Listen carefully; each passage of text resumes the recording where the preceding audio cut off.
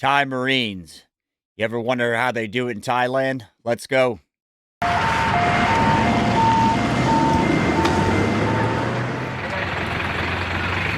The rest of the platoon has arrived at the next checkpoint, where Recruit 57 gets his punishment.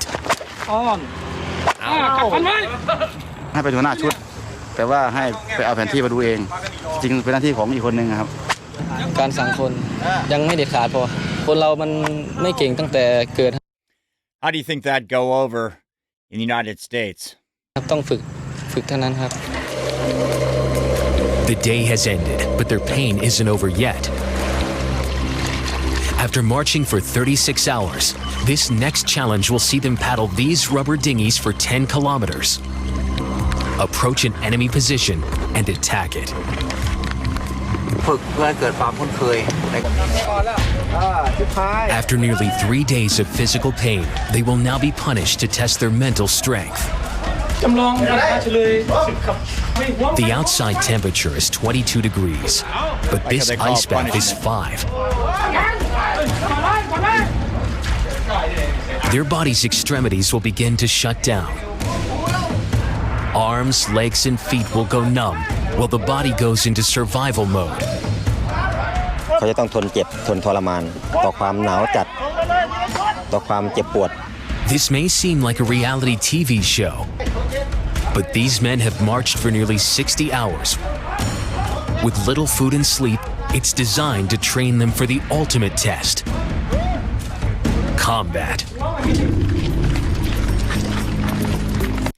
So you figure these guys were humping it through the jungle swamps of Thailand. Then they stick them in the cold bath.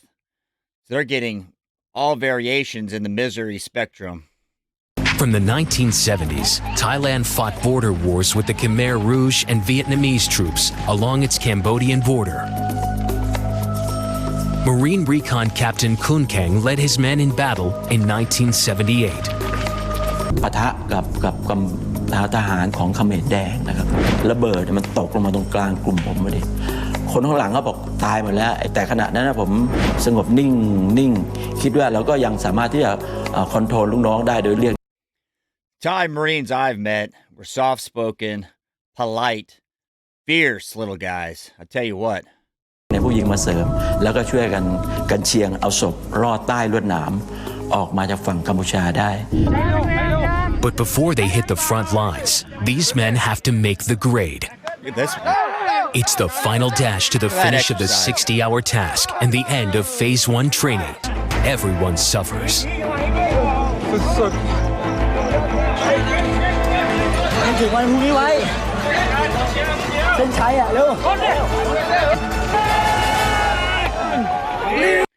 What I'd say about Thailand, if you look at these guys, everyone's about the same height. You don't see a big variation. So you don't have to worry about a guy in your boat crew being 6'2", and you're the 5'8" guy. That'd be miserable.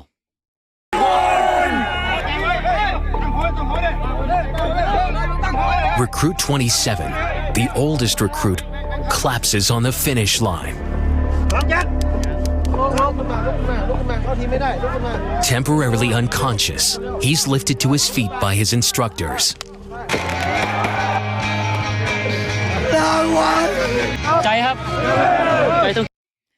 Yeah, the guys next to you can make your experience outstanding, or if you get around a bunch of complainers, make it miserable. With the physical land-based training behind them, it's time to move on to Phase 2. Amphibious Warfare training, nicknamed the Alligator Phase. It will see them face their biggest challenges yet, including the dreaded wet jump.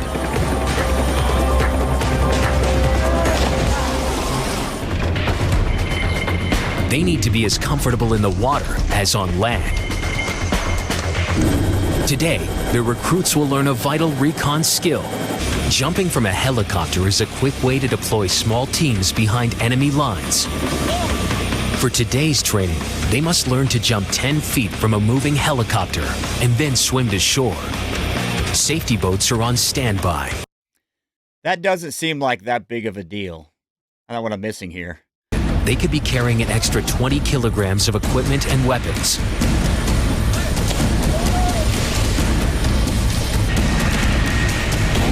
Hitting the water badly could knock them unconscious, and they could drown. Like how the guy just pushes him out the door. กระแทกเลยเอาหน้าลงฝึกก็ฝึกมาแล้วทำการบนฝั่งมาแล้วไป The next test is to swim 500 meters to the beach with their equipment.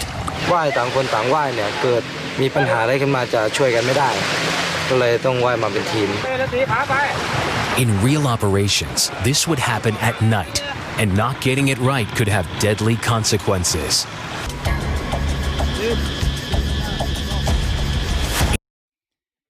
If you guys like this, put part 3 in the comments. It's dusk as they warm up for the swim.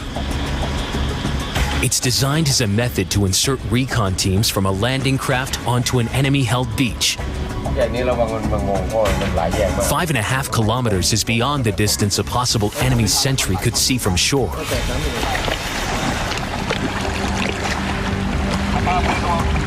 They have 3 hours to complete the swim.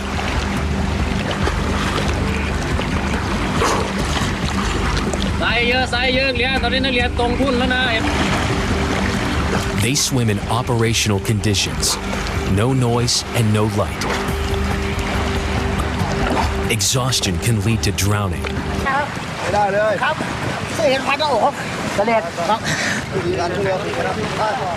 The oldest recruit is taken onto the boat.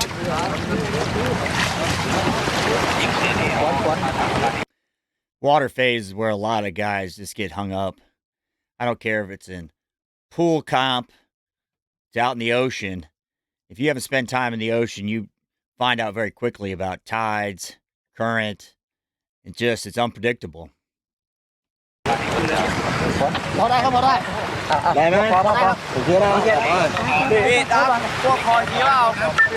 But after catching his breath, the instructors decide Recruit 27 can rejoin the group for the last kilometer.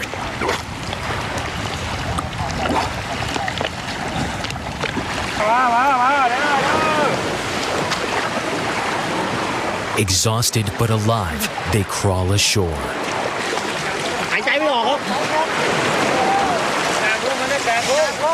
บอกเอาชีวิตตัวเองไว้ก่อนผมก็เลยเดี๋ยวขอลองอีกทีแล้วกันครับก็เลยขอลงอีกทีนึงไอ้ลงครั้งที่2ก็เลยว่ายหงายตัวมาก็เลยพอว่ายหงายการหายใจมันคล่องขึ้น Never be so happy to touch the sand, right? That would be an amazing feeling after doing this training. 35 years old, Recruit 27 is battling the odds. เมียก็ตอนหลังจากจบปัญหา60แล้วเขาก็ไม่อยากให้มาเพราะว่าเห็นสภาพผมแล้วเขาทำใจไม่ได้ผมใจสู้ครับ All 57 recruits pass the swim.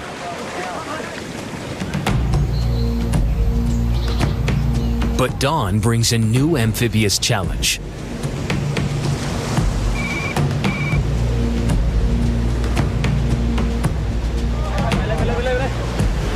They now need to paddle their rubber dinghies 27 kilometers in open ocean in under 5 hours.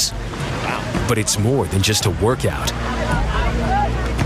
อาจจะได้รับภารกิจที่พายออกจากเรือใหญ่ซึ่งจอดอยู่ระยะไกลฝั่งครับคือแทรกซึมเข้ามาในพื้นที่ใช้เรือยางแทรกซึมเข้ามานะครับเพราะว่ามันเงียบนะครับ 6 men row while one keeps direction at the back.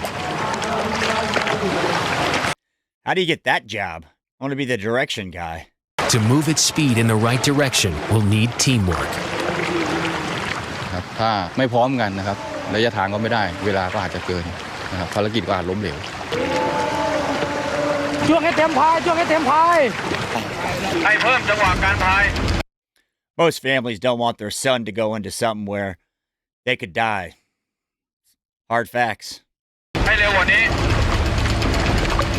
ช่วยกันดึงน้ำเรียน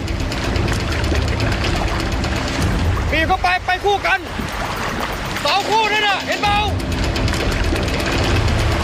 เร็ว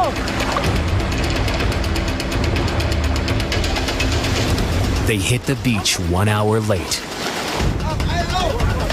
Punishment is handed out. recon style. Now that right there, it's like a plank, but your head's down. Looks like it's a tough as hell exercise. You guys ever done that one? หลังจากที่พายเรือยางทนมาแล้วเนี่ยขึ้นฝั่งก็จะต้องดำเนินภารกิจต่อนะในการรบการปฏิบัติแบบการรบพิเศษนะซึ่งไม่ได้เสร็จสิ้นเพียงแค่ภารกิจที่แนวหน้าหาดเท่านั้น This exercise will train Marine Recon how to clear a path for a main brigade up to a minimum of 12 kilometers inland.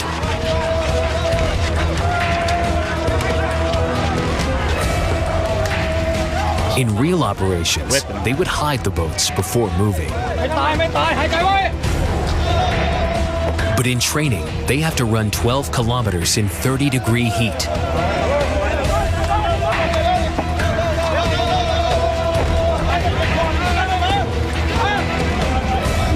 The first casualty is Recruit 78. That's a long run after paddling in for 5 hours. Now run these boats on your head for 12 kilometers in that heat. The loss of large amounts of fluids and body salts result in massive muscle cramps. He's also hyperventilating, lowering his carbon dioxide to a dangerous level.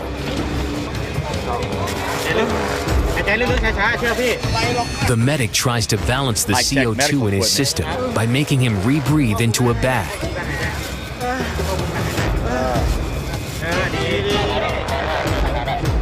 Another man down. The oldest on the course, Recruit 27, has collapsed again. โอเค สู้ขึ้นรถไหมไม่ขึ้นทำไมขึ้นก็วิ่งต่อเลย Hey, you want the truck? If not, get back to running, son.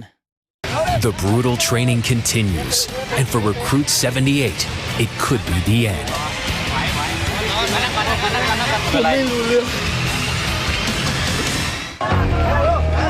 It's week 6 of Thailand's elite Marine Recon training course. 57 recruits are battling to pass Phase 2 Amphibious Assault training.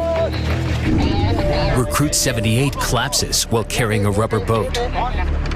He is slowly recovering. His platoon have decided to wait for him.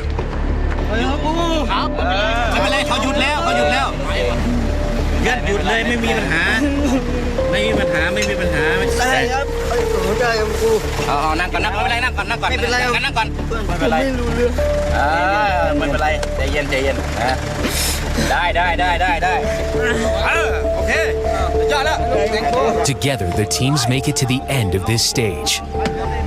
But for Recruit 6, one last massive effort is needed just to be able to keep standing.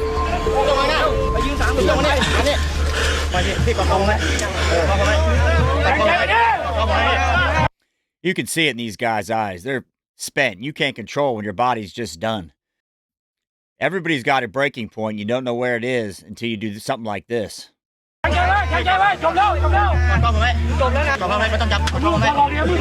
การเป็นรบพิเศษต้องสละแล้วทุกสิ่งทุกอย่าง